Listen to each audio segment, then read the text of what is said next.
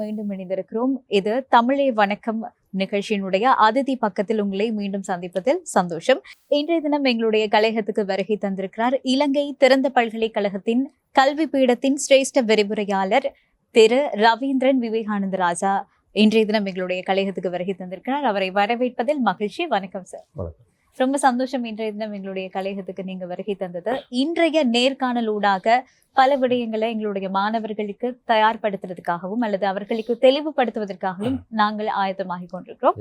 முதலாவது உங்கள்ட்ட எங்க இருந்து ஆரம்பிக்கலாம் அப்படின்னு சொன்னா, குறிப்பாக இந்த கல்வி பொதுத்தராதர உயர்தர பரீட்சை அப்படின்றது ஒரு மாணவனினுடைய வாழ்க்கைக்கு அச்சாணியாக இருக்கக்கூடிய ஒரு பகுதி அப்படின்னு சொல்லலாம். ஒரு தனி மனிதனுக்கும் சரி அல்லது ஒரு சமூகத்திற்கும் சரி அவர்களினுடைய முன்னேற்றத்திற்கு ஒரு வழிவமைக்கக்கூடிய ஒரு விடயமாக இந்த கல்வி பொதுத்தராதர உயர்தர பரீட்சை காணப்படுகிறது. ஆக இதற்கு தயார்படுத்தி கொண்டிருக்கக்கூடிய மாணவர்கள் என்னென்ன விடயங்களை கருத்தில் கொள்ள வேண்டும் அப்படின்றத நீங்க ஆரம்பத்திலே சொல்லுங்க. அனைவருக்கும் வணக்கத்தை தெரிவித்துக் கொண்டு, உங்களுக்கு தெரியும், இலங்கை எமது நாடு வருடா வருடம் பல பரீட்சைகளை நடத்தி கொண்டிருக்கிறது. வழமை உங்களுக்கு தெரியும். அது தரம் 5ஆம் ஆண்டு புலமை பரீட்சையிலிருந்து அடுத்ததாக காப்போத சாதாரண தர பரீட்சை, அடுத்ததாக நாங்கள் காப்போத உயர்தர பரீட்சை என்று நாங்கள் குறிப்பிடுவோம். முக்கியமாக ஒரு விடயத்தை நாங்கள் இந்த இடத்தில் குறிப்பிட வேண்டும். எங்களது நாடு ஒரு பரீட்சை மைய முறையை அடிப்படையாக கொண்ட நாடு. அதாவது எக்ஸாம் ஓரியன்ட் எஜுகேஷன் சிஸ்டம்னு சொல்லுவோம். அதாவது பரீட்சையை மையப்படுத்திய கல்வி முறையை கொண்ட நாடு. அப்போ இவ்வாறு பரீட்சையை மையப்படுத்திய ஒரு கல்வி முறையை கொண்ட நாடாக காணப்படுவதால் நாங்கள் மாணவர்களை எவ்வாறு பரீட்சைக்கு நாங்கள் தயார்படுத்த வேண்டும் என்பது ஒரு அவசியமான ஒரு விடயம். இன்று பல மாணவர்கள் பரீட்சையில் தோல்வி அடைவதற்கும் இந்த பரீட்சை தொடர்பான தயார்படுத்தலின்மை ஒரு முக்கிய காரணமாக விளங்குகின்றது. ஏனென்று சொன்னால், மாணவர்கள் கற்றுக்கொள்கிறார்கள், கற்றவற்றை அதை எவ்வாறு பரீட்சை மண்டபங்களில் அதை முன்வைப்பது, பரீட்சை விடையெழுவது ஊடாக பரீட்சையில் எவ்வாறு தாங்கள் ஒரு ஆளுமை மிக்கவர்களாக மாறுவது என்பது இன்று ஒரு சவாலுக்குரிய விடயம். ஏனென்று சொன்னால், இன்று அநேகமான நாங்கள் பார்க்கிறோம், கல்வி முறைகள், எங்களது கல்வி முறைகள் காணப்படுகின்ற ஆசிரியரது வகை பங்கு, பெற்றோரது வகை பங்கானது கற்பிக்க வேண்டும் என்ற ஒரு தொனிப்பொருளில் சென்று கொண்டிருக்கின்றதை தவிர, கற்பித்தவற்றை எவ்வாறு மாணவர்கள் முன்வைக்க அவர்களுக்கு வழிகாட்டுதல் வேண்டும் என்ற இடத்தில் நாங்கள் சில வேளைகளில் தவறு விடுகின்றோமோ என்ற ஒரு எண்ணம் எங்களுக்கு தோன்றுகின்றது. ஏனென்று சொன்னால், எங்களுக்கு தெரியும், அதிகமாக காப்போத சாதாரண தர பரீட்சை மற்றும் புலமை பரீட்சையில் அதிக பெறுபர்களை பெற்று சித்தியடைகின்ற மாணவர்கள் உயர்தர பரீட்சை என்று வருகின்ற போது அதில் தோல்வி நிலை அடைகிறார்கள். காரணம், அவர்கள் பரீட்சை தொடர்பான ஒரு தயார்படுத்தலின்மை என்பது அங்கு முக்கியமான ஒரு அடிப்படையாக விளங்குகின்றது. ஆகவே மாணவர்கள் இப்பொழுது பரீட்சைக்கு தயாராகி கொண்டிருக்கின்ற மாணவர்கள் ஒரு விடயத்தை கவனத்தில் கொள்ள வேண்டும். தாங்கள் கற்றவற்றை எவ்வாறு இனி பரீட்சையில் முன்வைக்க முடியும், பரீட்சைக்கு எவ்வாறு அந்த கற்ற விடயங்களோடு பரீட்சைக்கு எவ்வாறு தங்களை தயார்படுத்தி கொள்ள வேண்டும் என்ற அடிப்படையில் பலவிதமான விடயங்களை நாங்கள் இந்த இடத்தில் கவனத்தில் கொள்ள வேண்டும். உதாரணமாக, உங்களுக்கு தெரியும், கற்றவற்றை நாங்கள் நினைவுபடுத்துதல், மெமரைசேஷன், அந்த மெமரி என்ற ஒரு விடயம் நிச்சயமாக காணப்படுகின்றது. இல்லை, நிறைய ஐடியாஸ், சில டெக்னிக்ஸ் காணப்படுது. நாங்கள் கதைக்கலாம் ஒவ்வொன்றா. முக்கியமாக நான் இந்த இடத்தில் நீங்கள் என்னிடத்தில் நேரடியாக கேட்டதன் காரணமாக முக்கியமாக இந்த ஆக்டிவ் ரீகால் என்ற ஒரு விடயம் காணப்படுகின்றது. அதாவது அந்த உயிர்ப்போட்டமான ஞாபகப்படுத்தல், நினைவுபடுத்தல். மாணவர்கள் கற்றவற்றை ஞாபகப்படுத்துதல் வேண்டும். அதாவது இந்த ரீகால் பண்ணணும். அது ஆக்டிவ் ரீகால் என்று சொல்லுவாங்க. உளவியல்லையும் அது முக்கியமான ஒரு இடத்தை பெறுகின்றது இந்த ஆக்டிவ் ரீகால் என்ற விடயம். அதாவது இதை ஞாபகப்படுத்துகின்றது, அவர்கள் இப்போ மாணவர்கள் ஒரு விடயத்தை கற்றுக்கொள்கிறார்கள் அல்லது இதுவரைக்கும் கற்ற விடயங்களை எவ்வாறு தாங்கள் ஞாபகப்படுத்த முடியும், அதை மீண்டும் எவ்வாறு கொண்டு வருவது. இதை உதாரணமாக இதை பல்வேறுபட்ட வழிகளில் இதை மேற்கொள்ளலாம். ஒன்று, மாணவர்கள் பரீட்சைக்கு அதாவது பரீட்சைக்கு கேட்கப்பட்ட வினாக்களை அவர்கள் அதை பரிசீலித்து அதற்கு விடையெழுவதன் ஊடாக, தாங்கள் சுயமாக விடையெழி பார்ப்பதன் ஊடாக அந்த ரீகால் என்ற விடயம் அங்கு இடம்பெறும். அதே போன்று பெற்றோர்கள் இந்த இடத்துல மாணவர்களுக்கு அந்த ரீகால் என்ற, அதாவது மீண்டும் ஞாபகப்படுத்தல் என்ற அடிப்படையில் ஒரு ஆக்டிவ் லிசனராக இருக்கலாம். அதாவது அவங்க பிள்ளைகளிடத்தில் கேள்விகளை தொடுத்து அதற்குரிய விடையை தாங்கள் செவிமடுப்பதனூடாக பிள்ளையை பரீட்சைக்கு தயார்படுத்துதல் என்றது இந்த இடத்தில் ஒரு முக்கியமாக காணப்படுகின்றது. இதை நாங்கள் சொல்லுவோம், இந்த ரீகால் பண்ணுறது இதை சொல்லுவோம் நாங்கள் இந்த கம்பவுண்ட் டாஸ்க்ன்னு சொல்லுவோம். அதாவது இது அந்த கூட்டு கற்றல் என்ற அடிப்படையில் கற்றவற்றை எவ்வாறு வெளிக்கொண்டு வருவது என்பது தொடர்பான ஒரு ஒரு ஒரு நுட்பமாக நாங்கள் குறிப்பிடலாம். மாணவர்கள் இதை கவனத்தில் கொள்ள வேண்டும். ரீகால் பண்ணுறன்ற முடியும், அதாவது மீண்டும் ஞாபகப்படுத்துகின்ற முடியும். இது போன்று நான் இன்னும் ஒரு விடயத்தை இந்த இடத்தில் குறிப்பிட வேண்டும். இந்த மாணவர்கள் பரீட்சைக்கு எவ்வாறு தயார்படுத்த வேண்டும் தங்களை என்ற அடிப்படை இதில் இந்த டைம் மேனேஜ்மெண்ட் என்ற விடயம் மிக முக்கியமானது. இந்த பரீட்சை முகாமைத்துவம் அதோடு இணைந்த வகையில் இந்த பரீட்சை முகாமைத்துவம், மாணவர்கள் பரீட்சை மண்டபத்துக்கு உள்ளே சென்ற பிறகு பரீட்சை வினாத்தாளை தங்களிடம் வழங்கிய பிறகு, பரீட்சை வினாத்தாளை பெற்ற பிறகு எவ்வாறு பரீட்சைக்குரிய நேரத்தை முகாமைத்துவம் செய்வது. இப்போ அநேகமான மாணவர்கள் என்ன செய்கிறார்கள் என்று சொன்னால், பரீட்சை வினாத்தாளை பெற்றவுடனே பரீட்சைக்கு விடை எழுத ஆரம்பிக்கிறார்கள். பரீட்சை வினாக்கள் தொடர்பான ஒரு தெளிவின்மையை பெறாமல். அப்போ நிச்சயமாக முதல் மாணவர்கள் பரீட்சை வினாக்கள் தொடர்பான தெளிவான வாசிப்பினை மேற்கொள்ளல் வேண்டும்.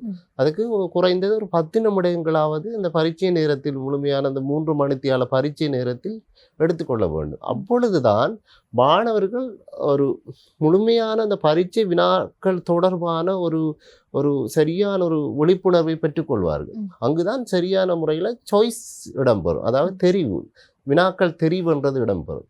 அவ்வாறு பரீட்சை வினாக்களை சரியான முறையில் வாசிக்காமல் வினாக்களுக்கு விடை எழுதுகின்ற ஆரம்பிக்கின்ற போது அங்கு மாணவர்களது தெரிவு என்பது பிழைக்கும், அங்கு தவறாக இடம்பெறுகின்றது. அவ்வாறு இடம்பெறுகின்ற போது அந்த சரியான, அதாவது புள்ளிகளை அதிகம் பெறக்கூடிய வினாக்களை தவற விடுவதும், புள்ளிகளை பெறுவதில் மிகவும் கடினமான வினாக்களை தெரிவு செய்து அதில் குறைவான புள்ளிகளை பெற்று குறைவான பெறுவர்களை பெறுவதற்குமான வாய்ப்புகள் காணப்படுகின்றது.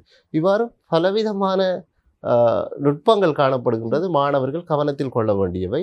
அவற்றில் நான் இப்போது குறிப்பிட்ட இது ரெண்டும் மிக முக்கியமான விடயம். நாங்கள் இது தொடர்பாக இன்னும் நிறைய விடயங்களை கதைக்கலாம். உண்மையான ஒரு விஷயம் தான். ஏன்னா ஏலெவல் பரீட்சை அப்படின்றது ஒரு மாணவனுக்கு மிக முக்கியமான ஒரு பரீட்சை அப்படின்னு சொல்லலாம்.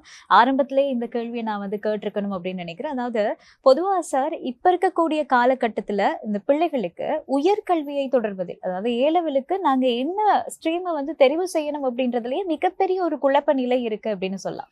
இந்த கேள்விக்கு நீங்க பதிலளிக்கிறதன் மூலியமாக இப்போ ஏலெவல் செய்யக்கூடிய மாணவர்கள் அப்படின்றதையும் தாண்டி இனி வருங்காலத்துல ஏலெவலுக்கு தயாராகக்கூடிய மாணவர்களுக்கும் இது கொஞ்சம் உதவியாக இருக்கும் அப்படின்னு நினைக்கிறேன். ஆக இந்த குழப்ப நிலையை நீக்கி எப்படி ஒரு சரியான ஒரு பாட தெரிவுக்குள்ள போறது?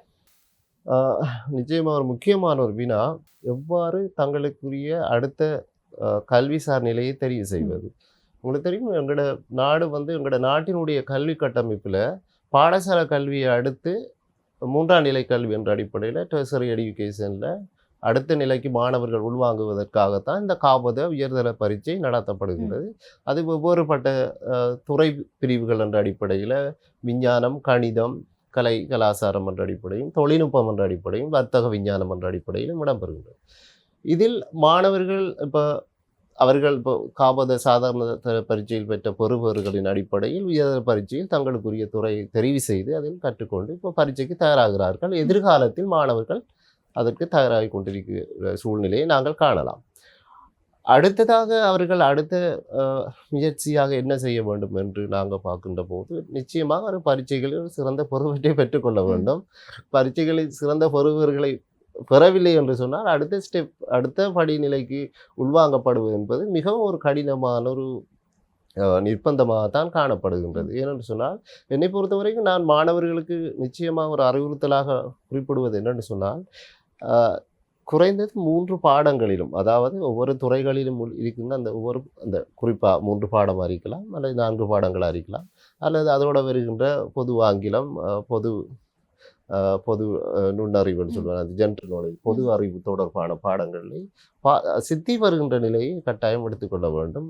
குறைந்தது சாதாரண சித்தியாவது. அதுக்காக நான் எல்லாரும் சாதாரண சித்தியை எடுக்க வேண்டும் என்றில்லை, திறமையான மாணவர்கள் திறமையான பொறுப்புகள் எடுக்க வேண்டும். ஏனென்று சொன்னால், அந்த 3 பாடங்களிலும் அந்த சாதாரண சித்தி என்ற நிலை காணப்படுகின்ற போதுதான் அடுத்த 3ஆம் நிலை கல்வி என்று வருகின்ற போது இன்னொரு துறையை நாங்கள் நாடி செல்ல முடியும். உதாரணமாக இப்போ எங்களது இலங்கை திறந்த பல்கலைக்கழகம் கூட காபோத உயர்தர பரீட்சையில் 3 பாடங்களிலும் சித்தி பெற்ற மாணவர்கள், அது கலைப்பிரிவாக இருக்கலாம், விஞ்ஞான பிரிவாக இருக்கலாம், அல்லது வர்த்தகம், தொழில்நுட்ப பிரிவாக இருக்கலாம். 3 பாடங்களிலும் சித்தி பெற்றிருந்தால் அவர்கள் ஒரு பட்டத்தினை நிறைவு செய்யக்கூடிய வகையில் நாங்கள் சில வாய்ப்புகளை கொண்டிருக்கின்றோம். அந்த வாய்ப்புகள் மாணவர்களுக்கு வழங்கப்படுகின்றது. ஆகவே இந்த இடத்தில் மாணவர்கள் கவனத்தில் கொள்ள வேண்டும். நீங்கள் உயர்தர பரீட்சைக்கு பிறகு நீங்கள் என்னவாக மாறப்போகின்றீர்கள்? நிச்சயமாக உயர்தரத்தில் ஒரு விஞ்ஞான பிரிவில் கல்வி கற்று இப்பொழுது பரீட்சைக்கு தோற்ற இருக்கின்ற மாணவன் அல்லது எதிர்காலத்தில் தோற்ற தீர்மானித்துள்ள மாணவர்கள் நிச்சயமாக ஒரு வைத்தியராக வர வேண்டும் என்பதுதான் அவர்களுடைய எதிர்பார்ப்பு. ஆகவே நிச்சயமாக அவர்கள் அதை அடைய வேண்டும், அதற்குரிய முயற்சியை எடுக்க வேண்டும், நிச்சயமாக அடைந்து கொள்வார்கள். ஆனால் அவ்வாறு அடைய முடியாத நிலையில் இருக்கின்ற மாணவர்கள் இப்போ சாதாரணமாக 3 பாடங்களில் சித்தி நிலையை அடைய வேண்டும். அடைகின்ற போது அவர்கள் ஒரு பிஎஸ்சி, நாங்கள் பேச்சுலர் ஆஃப் சயின்ஸ்ன்னு சொல்லுவோம், அதாவது பிஎஸ்சி டிகிரியாகவோ அல்லது அந்த விஞ்ஞான பிரிவில் காணப்படுகின்ற ஏனைய பாடங்களோடு தொடர்பான சில பட்டங்களையோ பூர்த்தி செய்வதற்கான வாய்ப்புகள் இன்று எங்களது இலங்கை நாட்டினுடைய கல்வி கட்டமைப்பில் காணப்படுகின்றது. உதாரணமாக நிச்சயமாக நான் மீண்டும் வலியுறுத்தி கூற வேண்டும், இலங்கை திறந்த பல்கலைக்கழகம் நிறைய கோர்சஸ், நிறைய கற்க நெறிகள் நாங்கள் அதாவது பல்கலைக்கழகத்துக்கு இலங்கை பல்கலைக்கழக மானியங்கள் ஆணைக்குழுவினால் பல்கலைக்கழகத்துக்கு உள்வாங்க முடியாத மாணவர்களுக்கு பல்கலைக்கழக பட்டங்களை வழங்கும் பொருட்டு ஸ்தாபிக்கப்பட்ட ஒரு அரச பல்கலைக்கழகம் தான் இலங்கை திறந்த பல்கலைக்கழகம். அதற்கு மாணவர்கள் உள்வாங்க வேண்டும். இப்போ இன்னுமொரு விடையை நாம் வலியுறுத்தி கொண்டு சொல்ல வேண்டும். யுனிவர்சிட்டி கிராண்ட் கமிஷன், அதாவது பல்கலைக்கழக மானியங்கள் ஆணைக்குழுவினால் மாணவர்கள் உள்வாங்கப்பட்டு அவர்கள் பட்டங்களை முடித்து ஒரு தொழில்நிலை அடைவதற்கு முன்பதாக எங்களது இலங்கை திறந்த பல்கலைக்கழகத்தில் பட்டங்களை பூர்த்தி செய்கின்ற மாணவர்கள் மிகவும் அதாவது அந்த டைம் டியூரேஷன் அடிப்படையில் அதுக்கு முன்பு அந்த மாணவர்களுக்கு முன்பு பட்டங்களை நிறைவு செய்து தொழில்களை பெற்றுக்கொள்கின்றார்கள். இப்போ உதாரணமாக சொல்லுவோம், நாங்கள் இன்றைக்கு பாருங்கள், இப்போ நிறைய பட்டதாரிகள் ஆர்ப்பாட்டம் செய்கிறாங்க, ப்ரொட்டஸ்ட் நடத்துகிறாங்க வேலை வாய்ப்பு கோரி. அதில் எங்களோட இலங்கை திறந்த பல்கலைக்கழகத்தில் பட்டம் முடித்த மாணவர்கள் யாரும் நாங்கள் ப்ரொட்டஸ்ட் பண்ணுறதா, மாணவர்கள் ப்ரொட்டஸ்ட் பண்ணுறதா இதுவரைக்கும் எந்த மாணவர்கள் அதுக்குள் உள்வாங்கப்படுவதில்லை. கன்வென்ஷனல் யூனிவர்சிட்டி என்ற அடிப்படையில் அந்த இலங்கையில் காணப்படுகின்ற 17 பல்கலைக்கழகங்களில் அது 16 பல்கலைக்கழகங்கள் கன்வென்ஷனல் யூனிவர்சிட்டியாக இருக்கும். இலங்கை திறந்த பல்கலைக்கழகம் மாத்திரம் ஒரு ஓப்பன் டிஸ்டன்ஸ் என்ற அடிப்படையில் ஒரு திறந்த தொலைதூர கற்றல் அடிப்படையில் பட்டங்களை வழங்குது. அப்போ எங்களது பல்கலைக்கழக மாணவர்கள் அதுக்குள் உள்வாங்கப்படுவதில்லை. கன்வென்ஷனல் யூனிவர்சிட்டியிலேருந்து வாராக்கள் தான் நிறைய பேர் இப்போது வேலை வாய்ப்பு கோரி ஆர்ப்பாட்டம் செய்கிற ஒரு சூழல் உருவாகி கொண்டிருக்கின்றது. ஆகவே இந்த இடத்தில் மாணவர்கள் இப்போ பரீட்சைக்கு தோற்ற இருக்கின்ற மாணவர்களாக இருந்தாலும் சரி, எதிர்காலத்தில் தீர்மானித்துள்ள மாணவர்களாக இருந்தாலும் சரி, என்னுடைய முக்கியமான ஒரு முன்வைப்பு என்னென்று சொன்னால், நிறைய கல்வி வாய்ப்புகள் உயர்தர பரீட்சையை அடுத்து செல்லக்கூடிய நிறைய கல்வி வாய்ப்புகள் எங்களோட நாட்டு கல்வி கட்டமைப்பில் காணப்படுது. அதற்கு சாதாரணமாக அந்த 3 பரீட்சையிலும் சாதாரண சித்தியாவது பெற்றுக்கொள்ள வேண்டும். அதற்குரிய முயற்சியை கட்டாயமானவர்கள் எடுக்க வேண்டும். பெற்றோர்களும் அதற்கேற்ற மாதிரி மாணவர்களை வழிப்படுத்த வேண்டும் என்பது என்னுடைய கருத்தாக இங்கு காணப்படுது. உண்மைதான். இதை கேட்கும் போதே மாணவர்களுக்கு ஒரு தெளிவு வந்திருக்கும் அப்படின்னு நினைக்கிறேன். லாஸ்டா பேசும்போது சொல்லியிருந்தீங்க சார், பெற்றோர்களும் வழிபடுத்தணும் அப்படின்னு சொல்லியிருந்தீங்க. இப்போ உதாரணமா நாங்க புலமை பரிசில் இலங்கையை பொறுத்த வரைக்கும் அதை எடுத்துக்கொள்ளும் போது எல்லாருமே சொல்லக்கூடிய விஷயம் என்ன அப்படின்னா, இது பெற்றோர்களுக்கான பரீட்சை அப்படின்னு சொல்லுவாங்க. அதே ஒரு ஓ லெவல் சாதாரண தர பரீட்சை அப்படின்னும் போது இது ஆசிரியர்களுக்கான பரீட்சை அப்படின்னு நிர்ணயிப்பாங்க. அதே ஒரு ஏ லெவல் அப்படின்னும் போது அதுதான் அந்த மாணவன் இவ்வளவு நாள் தான் படிச்சதை வைத்து தன்னுடைய அனுபவம், தன்னுடைய திறமை எல்லாத்தையும் காட்ட வேண்டிய ஒரு இடம் அப்படின்னு சொல்வாங்க. அதுக்காக அவர்களை வழிபடுத்துவதற்கு ஆசிரியர்களுக்கும் பெற்றோர்களுக்கும் பொறுப்பு இல்லையா அப்படின்னு கேட்டா கண்டிப்பா அந்த மாதிரி சொல்ல முடியாது இல்லையா? ஆக ஒரு ஏ லெவலுக்கு தயார் ஆகக்கூடிய ஒரு மாணவனை வழிபடுத்த வேண்டிய ஒரு பொறுப்பு, மிகப்பெரிய ஒரு கட்டாயம் பெற்றோர்களுக்கு இருக்கிறது. ஆக ஒரு பெற்றோராக இருந்து எவ்வாறு இந்த ஏ லெவல் பரீட்சைக்கு முகம் கொடுக்கக்கூடிய மாணவர்களை தயார்படுத்துவது? முக்கியமான ஒரு வினா, பெற்றோரது வகை பங்கு எவ்வாறு இருக்க வேண்டும் என்ற அடிப்படையில் நிச்சயமாக நானும் இந்த இடத்தில் இப்போது இருக்கிறேன் என்று சொன்னால் என்னுடைய பெற்றோர்களது அர்ப்பணிப்பு தான் நிச்சயமாக காரணம். ஆசிரியர்களது அர்ப்பணிப்பும் என்னுடைய பெற்றோர்களது அர்ப்பணிப்பு, அதுபோன்று நீங்களும் அனைவரும், நாங்கள் அனைவரும். ஆகவே பெற்றோர்கள் இந்த இடத்தில் அவர்களது வகிபாகம் என்பது ஒரு தவிர்க்க முடியாத ஒரு விடயம். அதில் எவ்வாறுபட்ட முறையில் மாணவர்களை அவர்கள் வழிப்படுத்தலாம் என்று பெற்றோர்கள் அனைவரதும் எதிர்பார்ப்பு தங்களது பிள்ளைகள் வந்து கல்விசார் நிலையில் ஒரு உயர்ந்த மட்டத்தினை அடைய வேண்டும். அதான் அவர்களது பிரதானமான அடிப்படை நோக்கம். இன்று பிள்ளைகள் அதை புரிந்து கொள்வது என்பது ஒரு ஒரு கேள்விக்குறியான விடயம்தான். பெற்றோர்கள் எதிர்பார்ப்பு அதுதான். பிள்ளைகள் அதை புரிந்து கொள்ள தவறுகிறார்கள். அதால தான் அவர்கள் சில வேளைகள் பரீட்சைகள் தவறு விடுவதும், அதை போன்று அவர்களது சில செயற்பாடுகள் இன்று சமூகத்துக்கு விரோதமான முறையில் சென்று கொண்டிருப்பதற்கும் காரணம் நாங்கள் பெற்றோர்களை முழுமையாக கூற முடியாது. அவர்களது பிள்ளைகள் அதை உணர்ந்து கொள்ள வேண்டும். இப்போ உயர்தர மாணவர்கள் என்று சொன்னால் கட்டிலமை பருவத்துக்குள்ளே வருகின்ற, அதை கடந்து அடுத்த ஒரு வயசு நிலைக்கு வந்த மாணவர்கள். அப்போ அவர்கள் தங்களை உணர்ந்து கொள்ள வேண்டும், தாங்கள் தீர்மானித்து கொள்ள வேண்டும், தாங்கள் எவ்வாறு அடுத்த நிலைக்கு செல்வது, பெற்றோர்கள் எவ்வளவு முயற்சி அதற்கு மேற்கொள்கிறார்கள், அதற்கு நாங்கள் எவ்வாறு ஒரு விளைபயனை அவர்களுக்கு வழங்குவது என்பது தொடர்பான தெளிவு பிள்ளைகளுக்கு அவசியம், மாணவர்களுக்கு அவசியம். பெற்றோர்கள் இதில் குறிப்பாக பெற்றோர்கள் பங்களிப்புகள் என்ற அடிப்படையில் பெற்றோர்கள் எவ்வாறு பங்களிப்பு செய்யலாம் என்று சொன்னால், அதாவது இந்த டைம் மேனேஜ்மெண்ட் தொடர்பான ஒரு விடயத்தை, இந்த நேர முகாமித்துவம் தொடர்பாக அந்த பிள்ளைகளுக்கு ஒரு சரியான ஒரு கட்டமைப்பை பெற்றோர்கள் மேற்கொள்ள வேண்டும். பரீட்சைக்கு எவ்வாறு படிக்க வேண்டும். அதாவது இப்பொழுது உங்களுக்கு தெரியும், இப்போ அதிகமான வகுப்புகள், இப்போ தனியார் வகுப்புகள், சில வேளைகளில் தனிப்பட்ட ரீதியில் இண்டிவிஜுவல் கிளாஸ் என்று சொல்லியெல்லாம் நிறைய வகுப்புகள் மாணவர்களுக்கு வழங்கப்படுகின்றது, பெற்றோர்கள் மேற்கொள்கின்றார். அப்போ அதற்கேற்ற வகையில் அந்த நேர ஒதுக்கீடு தொடர்பாக, நேர முகாமித்துவம் தொடர்பாக, இப்போ உதாரணமாக நான் ஒரு விடயத்தை சொல்ல வேண்டும். இப்போ நாங்கள் ஜப்பான் எடுத்துக்கொள்வோம். ஜப்பான் வந்து டைம் மேனேஜ்மெண்ட்டில் ஒரு உலகத்திலே நேர முகாமைத்துவத்தில் ஒரு முன்னிலையில் இருக்கின்ற நாடு ஜப்பான். இன்று ஜப்பானில் பாடசாலைகள் எடுத்துக்கொண்டு சொன்னோம்னா மாணவர்கள் சரியான முறையில் நேர முகாமைத்துவத்தை மேற்கொள்கிறார்கள். இப்போ உதாரணமாக இப்போ எங்களுக்கும் 24 மணித்தியாலம் தான், ஜப்பானில் இருக்கிற பிள்ளைகளுக்கும் 24 hours தான், 24 மணித்தியாலம் தான். அந்த 24 மணித்தியாலத்தில் எங்கட இலங்கையில் இருக்கின்ற மாணவர்கள் செய்கிற செயற்பாடுகளும் ஜப்பானில் இருக்கிற மாணவர்கள் செய்கின்ற செயற்பாடுகளும் வேறுபட்டது. அவர்கள் சரியாக நேரத்தை முகாமை செய்து அதுக்கேற்ற மாதிரி நேரத்தை நிர்வகிக்கின்றார்கள். நாங்கள் நேரத்தை முகாமை செய்வதில் தவற விடுகின்றோம். ஜப்பானில் ஒரு கான்செப்ட் இருக்கின்றது, அதை சொல்லுவாங்க நேர திருடன் என்று சொல்லுவாங்க. நேர திருடன் என்ற தமிழில், அது ஜப்பான் மொழியில் அதுக்கு ஒரு வேறு பொருள் இருக்குது. நேர திருடன், அதாவது டைமை அந்த திருடுகின்ற விடயங்கள், டைமை நாங்கள் வேஸ்ட் பண்ணுறதுக்கான அடிப்படை காரணிகள் என்னன்றது தெரிஞ்சு அதை அவர்கள் முழுதாக நிவர்த்தி, அதாவது இல்லாமல் செய்வார்கள். ஆனால் நாங்கள் இன்று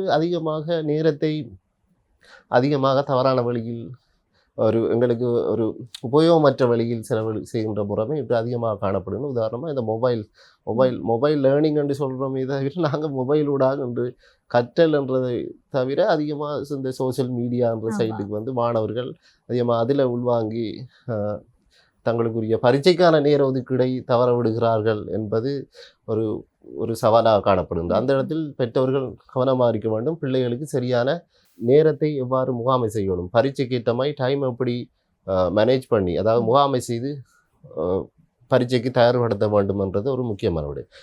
இன்னொரு விடயம், அடுத்த ஒரு பெற்றோரது கடமையாக நான் சொல்ல வேண்டியது இந்த ஸ்ட்ரெஸ் மேனேஜ்மெண்ட், இந்த மன அழுத்தம் தொடர்பான. இன்று பரீட்சைக்கு தோற்ற இருக்கின்ற மாணவர்களில் சராசரி 68% மாணவர்கள் ஒரு ஸ்ட்ரெஸ் மேனேஜ்மெண்ட்டோட இருக்கிறாங்க. அதாவது மன அழுத்தம், பரீட்சை தொடர்பான மன அழுத்தம். அவர்கள் சிறந்த பெறுவர்களாக இருக்கலாம், அவர்களது அந்த கலைத்திட்டத்தில் இருக்கிற அனைத்து விடயங்களையும் கற்றுக்கொண்டவர்களாகவும் இருக்கலாம். ஆனால் அந்த மன அழுத்தம்ன்றது ஒரு முக்கியமான ஒரு விடயம். அந்த இடத்துல அந்த மன அழுத்தம் அதிகரித்து மாணவர்கள் பரீட்சைக்கு செல்கின்ற போது பரீட்சையில் அவர்கள் எவ்வாறு ஒவ்வொரு வினாக்களுக்கும் விடையளிப்பது என்ற ஒரு எதிர்பார்ப்பு அந்த இடத்தில் அவர்களது எதிர்காலம் சிதைக்கப்படுகின்றது. பெற்றோர்கள் இந்த இடத்தில் இந்த மன அழுத்தத்தை, மாணவர்களிடத்தில் காணப்படுகின்ற பரீட்சை தொடர்பான மன அழுத்தத்தை கற்பித்தல் என்ற அடிப்படையில் பரீட்சைக்கு முற்பட்ட காலங்கள் இப்போ உதாரணமாக இப்போதைய காலப்பகுதியில் இப்போ 8ஆம் மாதம் நாங்கள் அடுத்த மாதம் 10ஆம் தேதி பரீட்சைக்கு மாணவர்கள் தோற்றிருக்கிறார்கள் என்று சொன்னால் இந்த காலப்பகுதியில் பெற்றோர்கள் மாணவர்களது அந்த மன அழுத்தம் அவர்களது அந்த மனவளர்ச்சி சார் செயற்பாடுகள் எவ்வாறு இருக்கின்றது அவர்களது அந்த சிந்தனை அவர்களது செயற்பாடு தொடர்பாக கொஞ்சம் கவனத்தில் கொள்ள வேண்டும். அதிகமாக ஓய்வு கொடுத்து மாணவர்களுக்கு அவர்களை அந்த ஒரு ஒரு ஆக்டிவ் லேர்னிங்குள்ளே ஈடுபடுத்தி நான் ஆரம்பத்தில் சொன்னது போல் அந்த ஆக்டிவ் ரீகால்ன்றது போல் அவ்வாறுபட்ட செயற்பாடுகளை செய்வதன் ஊடாக மாணவர்களிடத்தில் மன அழுத்தத்தினை குறைத்து பரீட்சைக்கு ஒரு ஒரு சந்தோஷம் சொல்லுவாங்க, ஹாப்பி லேர்னிங்னு சொல்லுவாங்க, சந்தோஷமான கற்றல், அதே போல் சந்தோஷமான பரீட்சை ஒன்றிற்கு மாணவர்களை இட்டுச் செல்கின்ற ஒரு செயல்முறையை பெற்றோர்கள் கட்டாயம் கையாள வேண்டும். அதே போன்று நாங்கள் நிறைய விடயங்களை சொல்லலாம். மாணவர்களுக்கு தேவையான வழிகாட்டுதல்கள் எவ்வாறு பெற்றோர்களால் வழங்கப்பட வேண்டும் என்று, அதுபோல் மிக முக்கியமான ஒரு விடயம் நான் ஆரம்பத்தில் அதை குறிப்பிட்டிருக்க வேண்டும், இந்த கண்டியூசிவ் என்வாயன்மெண்ட்னு சொல்லுவாங்க, அதாவது உகந்த சூழல் ஒன்றை ஏற்படுத்தணும். மாணவர்களுக்கு பெற்றோர்கள் கல்வி கற்பதற்கு பரீட்சைக்கு தயார்படுத்துவதற்கு அல்லது அது தொடர்பான ப்ரிப்பரேஷன் போன்றவற்றுக்கு ஏற்ற வகையில் ஒரு உகந்த சூழலை ஏற்படுத்தணும். அந்த என்வாயன்மெண்ட் சிறப்பானதாக இருக்கணும். அப்போ என்வாயன்மெண்ட் சிறப்பு இல்லாமல் இருக்கின்ற போது நிச்சயமாக மாணவர்கள் இந்த மன அழுத்தம் என்ற விடயத்துக்கு ஆட்படுவதற்கான அதிகமான வாய்ப்புகள் காணப்படுகின்றது. இது போன்று பல உபாயங்கள் காணப்படுகின்றன. பெற்றோர் கவனத்தில் கொள்ள வேண்டியவை. நாங்கள் அதை படிப்படியாக கதைக்கலாம். உண்மையான ஒரு விஷயம் தான் சார். இப்ப இருக்கக்கூடிய காலகட்டத்துல இந்த நேர முகாமைத்துவம் அப்படின்றது நிறைய பேர் தவறாக புரிந்து கொள்ளக்கூடிய சந்தர்ப்பமும் அதிகமாக இருக்கிறது அப்படின்னு சொல்லலாம். ஏன்னா நேர மேலாண்மை அப்படின்றதையே நிறைய பேர் எப்படி பாக்குறாங்க அப்படின்னா, குறிப்பிட்ட ஒரு நேரத்துக்குள்ள எவ்வளவு வேலைகளை எங்களால செய்ய முடியும் அப்படின்றதான் அவதானிக்கிறாங்களே தவிர எது முக்கியமான வேலை, எதுக்கு முக்கியத்துவம் கொடுக்கிறோம் அப்படின்றத சிந்திக்கிறது ரொம்ப குறைவு. அப்படி சிந்திக்கக்கூடியவர்களுக்கு ஒரு தெளிவு கிடைச்சிருக்கும் அப்படின்னு நினைக்கிறேன். பொதுவா நீங்க பேசும்போது ஒரு வார்த்தை சொல்லியிருந்தீங்க, இந்த ஆன்லைன் மூலமான கற்கை, இதை பற்றி கொஞ்சம் பேசியிருந்தீங்க. இந்த ஆன்லைன் மூலமான கற்கை உண்மையிலேயே மாணவர்களை பொறுத்த வரைக்கும், அதுலயும் குறிப்பாக ஏலவல் படிக்கக்கூடிய மாணவர்களை பொறுத்த வரைக்கும் இந்த நிஜ வாழ்க்கைக்கும் கல்விக்கும் இடையில இருக்கக்கூடிய தொடர்பை சரியாக புரிய வைக்கலையோ அப்படின்ற மாதிரி கூட சிந்திக்க தோணுது. ஏன்னா ஆன்லைன் கற்கை அப்படின்னு சொல்லும் போது இந்த சமூக தொடர்பு அப்படின்றது துண்டிக்கப்படக்கூடிய ஒரு அமைப்பு காணப்படுது இல்லையா? இதை பற்றிய உங்களுடைய பார்வை என்ன? நிச்சயமா உங்களுக்கு தெரியும், இந்த ஆன்லைன் எஜுகேஷன், அதை நாங்கள் தமிழில் சொல்லுவோம், அந்த நிகழ்நிலை மூலமான கற்றல்னு சொல்லுவோம், நிகழ்நிலை கற்றல்னு சொல்லுவோம். எங்களோட நாட்டில் மாத்திரம் உலகத்தில் ஏற்பட்ட இந்த கொரோனா, அந்த கொரோனா நோய் தொற்றின் காரணமாகவும் அடுத்ததாக உலக நாடுகளில் ஏற்பட்ட இந்த பொருளாதார பிரச்சனைகள் காரணமாகவும் கல்வியை வழங்குறதுல, நேரடியாக கல்வியை வழங்குறதுல ஏற்பட்ட சவால்கள் காரணமாக அதற்கு ஒரு மாற்றீடாகத்தான் இந்த ஆன்லைன் எஜுகேஷன், அதாவது இந்த நிகழ்நிலை கற்றல் என்ற விடயத்தை கொண்டு வந்தாங்க.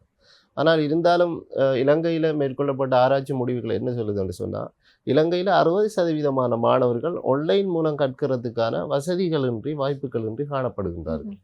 60% மாணவர்கள். உங்களுக்கு தெரியும், நாங்கள் இந்த நியூஸ்லாம் பார்த்தோம், அந்த கவரேஜ் பிரச்சனையால் மாணவர்கள் மரத்தில் ஏறி மலைகளில் ஏறி கவரேஜ் எடுக்கிறதுக்கு கஷ்டப்படுறாங்கன்னெல்லாம். 60% மாணவர்களுக்கு ஆன்லைன் மூலம் கற்பதற்கான வசதி வாய்ப்புகள் இல்லை.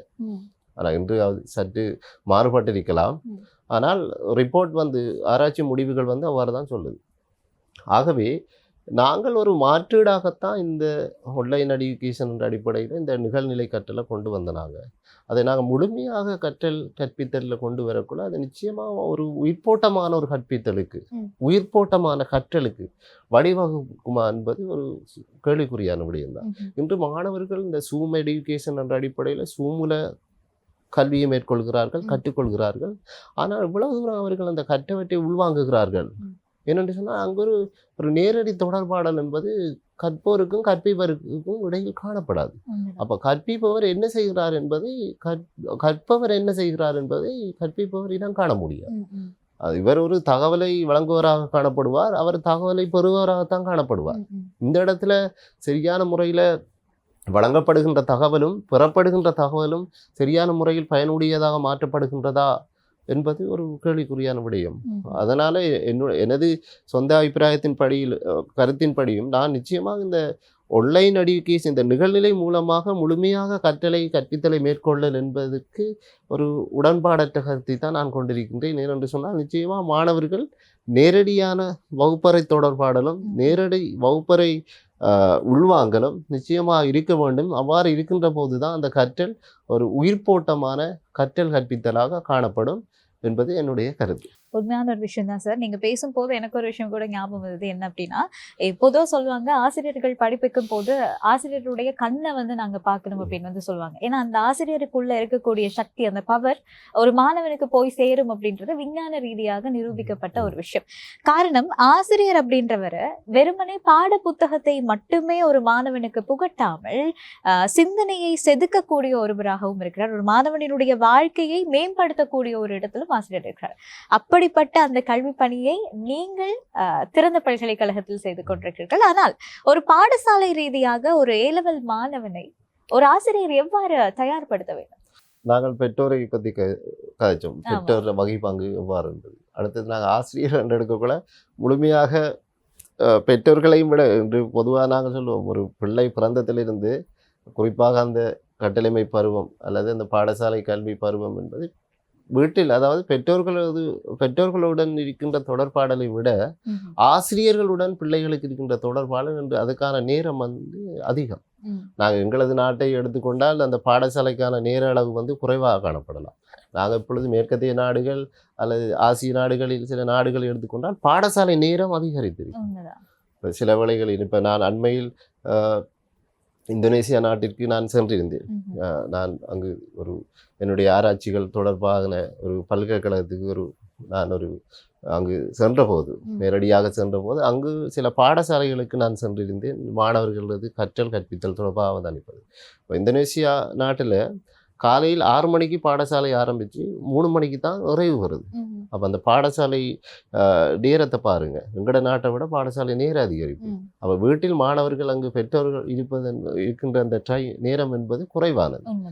அப்போ ஆகவே இந்த இடத்தில் இவ்வாறு நேர அதிகரிப்போடு மாணவர்கள் ஆசிரியர்களோடு பாடசாலைகள் காணப்படுகின்றார்கள் என்கின்ற போது அந்த நேர அதிகரிப்பை நாங்கள் எவ்வாறு ஒரு வினைத்திறனான ஒரு முறையில் பயன்படுத்தணும்ன்றது ஆசிரியர்கள் அனைவரும் புரிந்து கொள்ள வேண்டிய ஒரு விடயம். இப்போ ஆசிரியர்கள் முற்றுமுழுதாக மாணவர்களது கற்றலை மேம்படுத்தக்கூடிய வகையில், அவர்களை பரீட்சைக்கு தயார்படுத்தக்கூடிய வகையில் செயற்பாடுகளை மேற்கொள்ள வேண்டும் என்று இப்போ அண்மையில் உங்களுக்கு தெரியும். அண்மையில் நான் ஒரு மாகாணத்தினுடைய ஆளுநர், நான் குறிப்பாக அந்த கிழக்கு மாகாணத்தினுடைய ஆளுநர் சொன்ன கருத்தை இந்த இடத்தை சொல்ல வேண்டும். கற்க முடியாத மாணவர்கள் என்று யாரும் இல்லை, கற்பிக்க முடியாத ஆசிரியர்கள் என்று காணப்படுகிறார்கள். அதாவது ஆசிரியர்களது கற்பித்தலில் தான் சில மாறுபாடுகள் ஏற்பட வேண்டுமே தவிர மாணவர்கள் கற்க முடியாது, அவர்களால் கற்க முடியாது என்ற ஒரு கருத்துக்கு நாங்கள் வர முடியாது. ஏன்னு சொன்னால் மாணவர்கள் அவங்க ஒரு களிமண் மாதிரி தான் அது நாங்கள் எவ்வாறு அதை மாற்றி எங்களுக்கு தேவையான உருவமாக எடுக்க முடியுமோ அதுக்கேற்ற மாதிரி எடுத்துக்கொள்ளலாம். அது ஆசிரியர்களுடைய கடமை. ஆகவே இந்த இடத்தில் நாங்கள் இந்த பரீட்சை என்ற அடிப்படையில் இப்போது மாணவர்கள் எதிர்நோக்க இருக்கின்ற அந்த பரீட்சை என்ற அடிப்படையில் ஆசிரியர் எவ்வாறு அவர்களை வழி நடத்தலாம். இப்பொழுது நான் நினைக்கிறேன், பாடசாலை விடுமுறை வழங்கிய பிறகு பாடசாலை மாணவர்களுக்கும் ஆசிரியருக்கும் இடையில தொடர்பு குறைவாக இருந்தாலும் சில வேளைகளில் அந்த பாடசாலை நாட்களில் எவ்வாறு மாணவர்களை வழி நடத்திருக்கலாம் என்று சொன்னால், இந்த பரீட்சை மண்டபத்தில் இந்த வினாக்கள் தொடர்பான தெரிவு, நான் ஆரம்பத்தில் சொல்லியிருந்தேன், இந்த கொஷன் எப்படி சாய்ஸ் பண்ணுறேன், இந்த வினாக்களை தெரிவு செய்தல் என்ற விடயத்தில் இன்று சராசரி 70-80% மாணவர்கள் இன்று அதிகமாக தவறு விடுகிறார்கள்.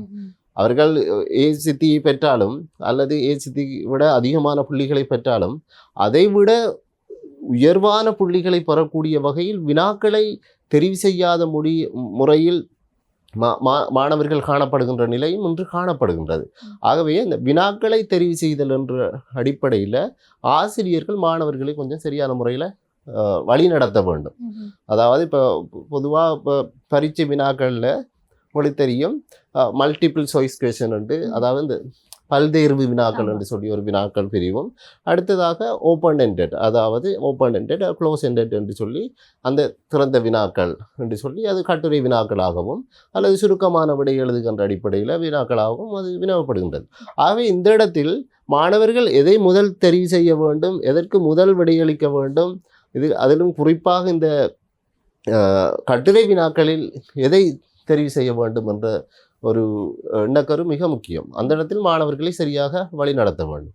நாங்கள் இப்போ இந்த வினாக்கள் தொடர்பாக நாங்கள் கதைக்கக்குள்ள கூடுதலாக இந்த கலைப்பிரிவுக்குள்ளே தான் அதிகமாக இந்த கட்டுரை வினாக்கள் ஆதிக்கமெல்லாம் அதிகம் காணப்படும். இப்போ விஞ்ஞானம், கணிதம், தொழில்நுட்பம், வர்த்தக விஞ்ஞானம் என்று சொல்லி நாங்கள் அந்த துறைகள் எடுத்துக்கொண்டால் அதிகமான வினாக்கள் வந்து மாணவர்களது நுண்ணறிவாற்றலை பரிசோதிக்கக்கூடிய வகையிலும் அவர்கள் எவ்வாறு அந்த அதாவது நாங்கள் சொல்லுவோம் அந்த கல்குலேஷனோட அதிகமாக அந்த கணித ரீதியான விடயத்தோட தொடர்பட்டு காணப்படுவதால் அந்த இடத்திலும் மாணவர்களுக்கு சரியான வினாத்தெரிவு என்ற ஒரு விடயம் நிச்சயமாக அமைந்து காணப்பட வேண்டும். அதற்கு வழிகாட்டுபவராக இந்த ஆசிரியரது வகிபாகம் வந்து மிக முக்கியமானது உண்டு. அடுத்தது இன்னும் ஒரு விடயம் இந்த ரீம்போஸ்மெண்ட் அப்படி சொல்லுவோம் நாங்கள், இந்த பாசிட்டிவ் ரீம்போஸ்மெண்ட், அதாவது அந்த ஒரு மோட்டிவேஷன், அதாவது ஊக்கப்படுத்தல், அந்த ஒரு நேர்மறையான ஊக்கப்படுத்தல் வந்து மாணவர்களுக்கு வழங்கப்படும். அது அவர்கள் குறைவான புள்ளியை பாடசாலைகளில் பெறுகிறார்கள் என்று இருந்தாலும் பரீட்சைகளில் அவர்கள் உயர்வான புள்ளியை பெற வேண்டும் என்ற அடிப்படையில் ஆசிரியர்கள் மாணவர்களுக்கு சரியான அந்த நேர்மறையான ஊக்கப்படுத்தலை வழங்க வேண்டும். அவ்வாறு வழங்குகின்ற போது அந்த ஊக்கப்படுத்தல் அவர்களை பரீட்சைகளில் வெற்றிகரமானவர்களாக மாறுவதற்கு வழிவகுக்கும். ஆகவே ஆசிரியர்கள் அது பொறுப்புகளில் இந்த பாசிட்டிவ் ரீம்போஸ்மெண்ட், அதாவது இந்த நேர்மறையான ஊக்கப்படுத்தல், அது மீள் வலியுறுத்தல்னு சொல்லுவாங்க, அது ஊக்கப்படுத்தலை வழங்குவதும் ஆசிரியரது ஒரு முக்கியமான கடமையாக காணப்படுகின்றது இந்த பரீட்சைக்கு தோற்ற இருக்கின்ற மாணவர்களுக்கான செயற்பாடுகள். அருமையா சொல்லியிருந்தீங்க சார். இறுதியா ஒரே ஒரு வினா மட்டும் கேட்கலாம் அப்படின்னு நினைக்கிறேன். ஏன்னா இதை கண்டிப்பா உங்கள்கிட்ட கேட்கறது தான் பொருத்தமானதாக இருக்கும். பொதுவா இந்த திறந்த பல்கலைக்கழகம் அப்படின்னு சொல்லும் போது பல்கலைக்கழக மாணவர்களுக்கே சவால்கள் அதிகமாக இருக்கும். அதுலயும் இந்த திறந்த பல்கலைக்கழக மாணவர்கள் அப்படின்னு பார்க்கும் போது அதிக மாணவர்கள் தெரிவு செய்யறதுக்கு மிக முக்கியமான காரணமே வேலை செய்து கொண்டே படிக்கலாம் அப்படின்ற ஒரு முக்கியமான காரணம் தான். இருந்தாலும் அவர்களுக்கான சவால்களும் கொஞ்சம் அதிகம். அந்த வேலை பழுவுக்கு மத்தியில் அவர்கள் கல்வி கற்கிறது அப்படின்றது சவாலுக்குரிய ஒரு விஷயம் தான்.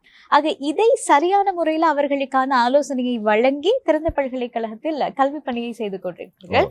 அந்த வகையில் இந்த ஏலவல் மாணவர்களுமே நிறைய பேர் பிரைவேட்டா செய்வாங்க இல்லையா? தன்னுடைய சரியான வயதுல மார்க்ஸை தவற விட்டவர்களோ அல்லது செய்ய முடியாம போனவர்களோ பிரைவேட்டாக அப்ளை பண்ணி செய்யக்கூடிய மாணவர்களும் இருக்காங்க. அவங்களும் சில நேரங்கள்ல இந்த வேலை பழுவுக்கு மத்தியில் படித்துக் கொண்டிருப்பார்கள், பரீட்சைக்கு தயாராகி கொண்டிருப்பார்கள். இவர்களுக்கும் சாதாரணமாக பாடசாலை ரீதியாக ஏலவல்ல முகம் கொடுக்க தயாராகி கொண்டிருக்கக்கூடிய மாணவர்களுக்கும் தனிப்பட்ட ரீதியாக நீங்கள் வழங்கக்கூடிய ஆலோசனையை சுருக்கமா சொல்ல முடியும்?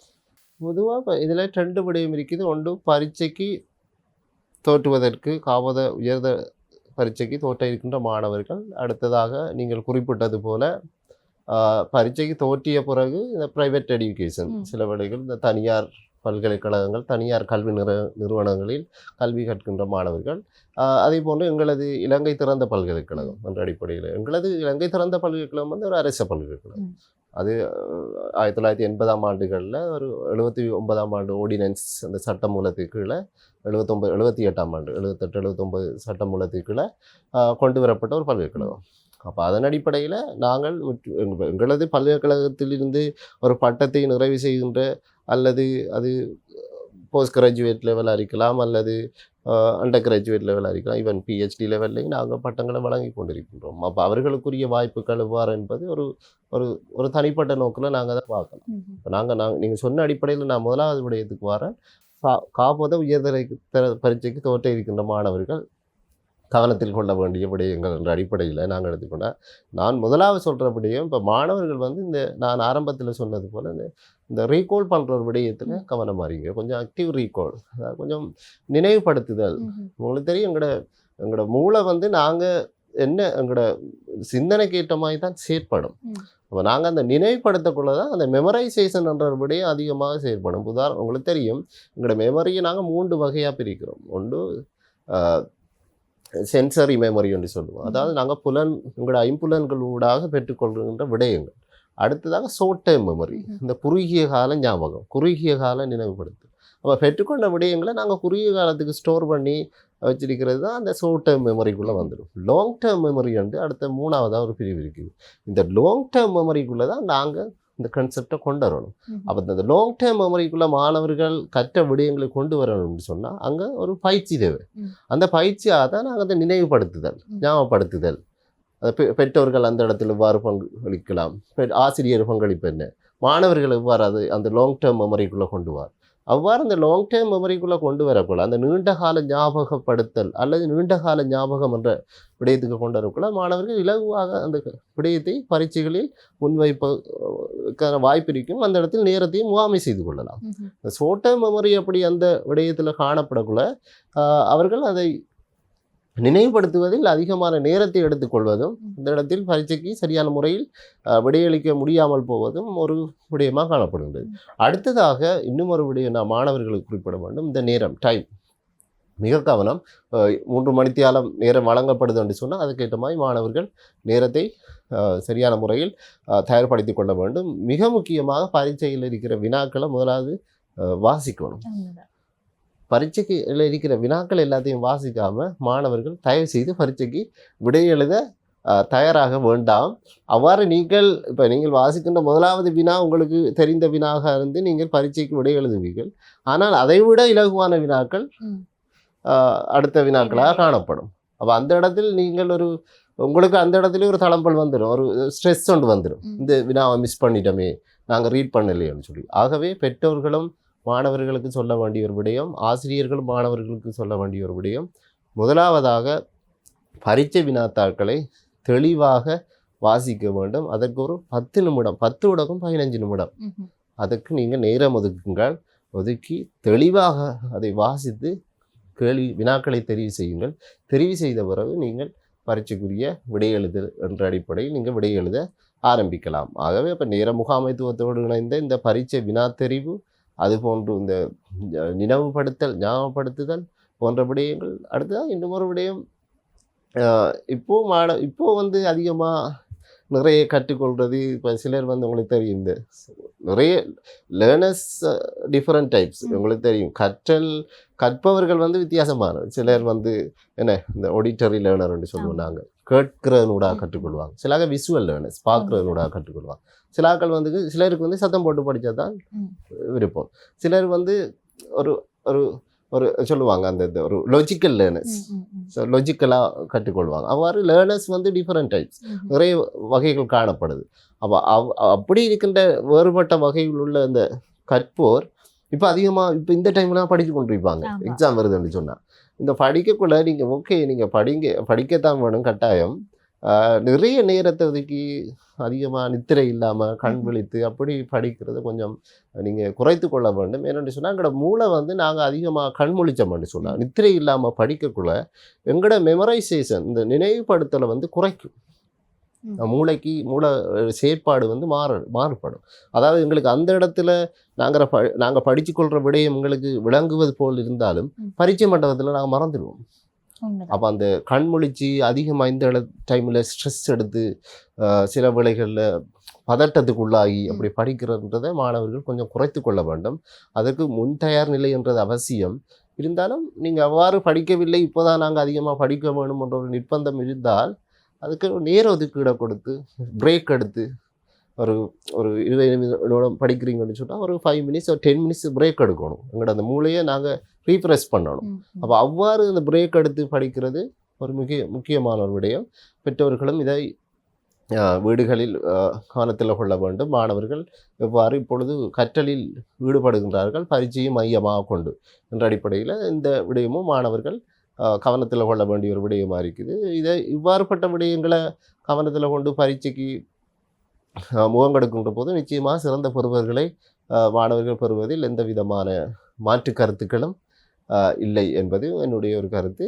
அதுபோன்று நீங்கள் கேட்டது போல இலங்கை திறந்த பல்கலைக்கழகம் என்ற அடிப்படையில் கல்வி பீடத்தினூடாக நாங்கள் அதிகமாக ஆசிரியர்களை பயிற்றுவிக்கிற ஒரு கல்வி நிறுவனம்.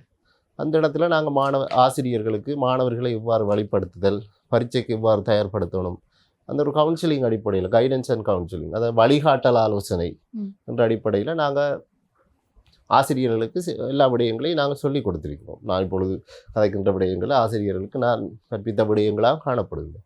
ஆகவே அதே போன்று பெற்றோர்களது வகிபாகம் என்ற அடிப்படையில் நாங்கள் இப்போது சில பெற்றோர்களுக்கான இந்த வெபினார்ஸ் அப்படி நாங்கள் பொதுவாக வெபினார்ஸ் நடத்துவோம். அதே போல் சில வேளைகளில் இந்த ஓப்பன் டே என்று சொல்லி பல்கலைக்கழகங்களில் நாங்கள் நடத்துகின்ற நிகழ்வுகளில் மாணவர்களுக்கான அந்த பாடங்களை தெரிவு செய்தது, என்னென்ன பட்டங்களை தெரிவு செய்கிறது, அது போன்ற வழிகாட்டல்கள் பெற்றோர்களுக்கு வழங்கப்படுவது போன்ற பல செயற்பாடுகளை எங்களது கல்விப்பீடமும் இலங்கை திறந்த பல்கலைக்கழகமும் மேற்கொண்டு வருகின்றமை ஒரு முக்கியமான ஒரு விடயம். அதில் ஒரு சிரேஷ்ட விரிவுரையாளராக பல்கலைக்கழகத்தில் எனது பங்களிப்பும் காணப்படுகின்றது. ஆகவே உயர்தர மாணவர்கள் இந்த விடயங்களில் கவனத்தில் கொள்ளுங்க. அதேபோல் உங்களுக்கு நிறைய எதிர்காலம் இருக்குது. நீங்கள் நான் சொன்னது போல் எப்படியாவது 3 பாடம் பாஸ் பண்ணிடணும். நீங்கள் 3 ஏடுங்க. நாடளவு ரீதியில் முதல்ல ஃபஸ்ட் ரேங்க் வரணும், மாவட்ட ரீதியில் ஃபஸ்ட் ரேங்க் வரதெல்லாம் அது உங்களது தனித்திறமை, உங்களது ஆற்றல். நிச்சயமாக நீங்கள் வர வேண்டும். ஆனால் ஒரு இந்த நாங்கள் சொல்லுவோம் அந்த மினிமம் குவாலிஃபிகேஷன், மினிமம் என்ற அடிப்படையில் 3 பாடங்கள் சாதாரணமாக 3 எஸ் சித்தின்னு சொல்லுவோம் நாங்கள். 3 சாதாரண சித்திகளை கலைப்பிரிவாக இருந்தாலும் சரி, விஞ்ஞான பிரிவாக இருந்தாலும் சரி, அது தொழில்நுட்பமாக இருந்தால் எந்த பிரிவாக இருந்தாலும் சரி, அதை நீங்கள் எடுத்துக்கொள்ள வேண்டும். அதுதான் உங்களை அடுத்த டெர்சரி லெவல், அதாவது 3ஆம் நிலை கல்விக்குரிய எதிர்காலத்தை தீர்மானிக்கும். அதுக்கு வாய்ப்பு வழங்குறதுக்கு இலங்கையில் பல்வேறுபட்ட கல்வி நிறுவனங்கள் காணப்படுது. உண்மைதான் சார். நீங்க சொன்ன மாதிரியே என்னதான் ஒரு மாணவன் அதிகமாக தயாராகி இருந்தாலுமே கூட பரீட்சைக்கு முகம் கொடுப்பதற்காக இந்த இறுதி நிலையில வரக்கூடிய பதட்டம் அல்லது அந்த குழப்பம் காரணமாக தன்னுடைய அதிகூடுதல் சித்தியை தவறவிடக்கூடிய மாணவர்கள் அதிகம் அப்படின்னு தான் சொல்லணும். ஆக அப்படி குழப்பத்துல பதட்டத்துல இருக்கக்கூடியவர்கள் அந்த பதட்டத்தை தவிர்த்து உங்களுடைய கல்வியில நீங்க முகம் கொடுக்க போற அந்த பரீட்சைக்கு ஆயத்தமாகி கொண்டுங்கள் அப்படின்றத ரொம்ப அழகா நீங்க சொல்லியிருந்தீங்க. இவ்வளோ நேரமா எங்களுடைய ஆதவன் டிவி நேயர்களுக்காகவும் மாணவர்களுக்காகவும் தெளிவை வழங்கியமைக்கு மனமார்ந்த நன்றி சார்.